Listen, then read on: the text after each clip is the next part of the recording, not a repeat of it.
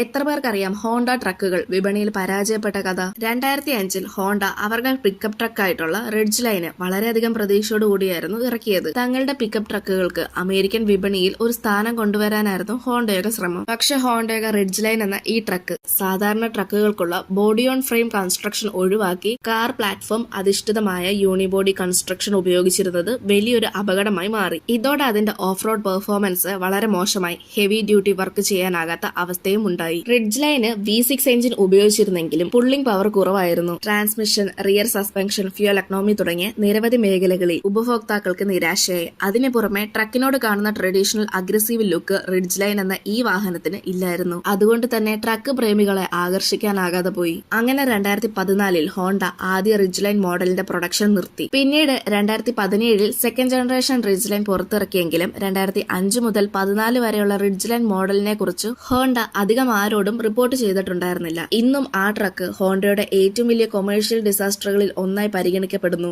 നിങ്ങൾക്ക് ഹോണ്ടയിലെ ഏറ്റവും ഇഷ്ടമുള്ള വാഹനം ഏതാണെന്ന് കമന്റ് ചെയ്യ്. ഇതുപോലെയുള്ള കൂടുതൽ വീഡിയോസ് കാണാനായി ചാനൽ സബ്സ്ക്രൈബ് ചെയ്യാനും ഇൻസ്റ്റാഗ്രാമിൽ ഫോളോ ചെയ്യാനും മറക്കല്ല്.